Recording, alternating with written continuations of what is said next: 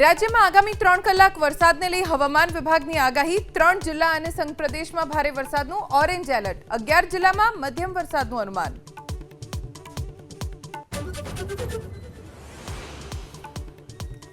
દક્ષિણ ગુજરાત બાદ સૌરાષ્ટ્રમાં પણ વાતાવરણ બદલાયું અમરેલીના ધારી રાજુલા જાફરાબાદ અને ગીર પંથકમાં પણ વરસાદ મોટાભાગના ગ્રામ્ય વિસ્તારમાં વરસાદી વાતાવરણ લોકોને ઉકળાટથી રાહત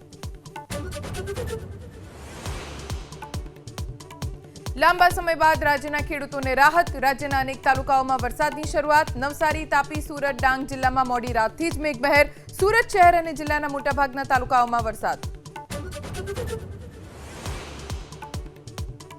મુંબઈમાં મોડી રાતથી જ ધીમી ગતિએ વરસાદ અનેક વિસ્તારોમાં ભરાયા પાણી વિવિધ સ્થળોએ વૃક્ષો ધરાશાયી આજે પણ તોફાન અને વરસાદ માટે ઓરેન્જ એલર્ટ